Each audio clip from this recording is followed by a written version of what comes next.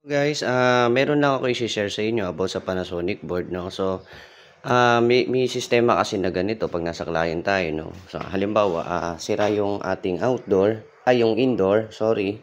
Sira yung indoor natin, no? So, gusto natin malaman kung may problema ba si outdoor, gusto natin siya paganahin ng walang indoor para ma-verify natin na good yung outdoor, sa indoor lang ang problema, no?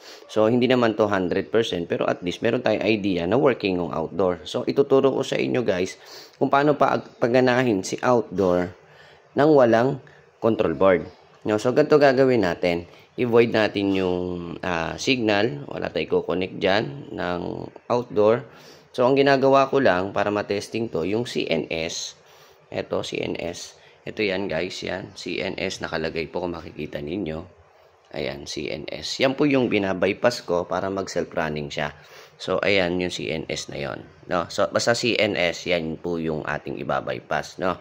So, tanggalin natin si signal ng outdoor. Testing natin. Share lang to guys para pag nasa site tayo, madali tayo mag-troubleshooting. Halimbawa, dead set yung indoor. Gusto natin testingin yung outdoor para lang ma-sure natin kung ano yung problema. So, ganito po ginagawa ko. Ayan. Bypass po natin yung ayan. Yung CNS. Kita nyo umandar yung compressor. Ito po yung binaypass ko yung CNS.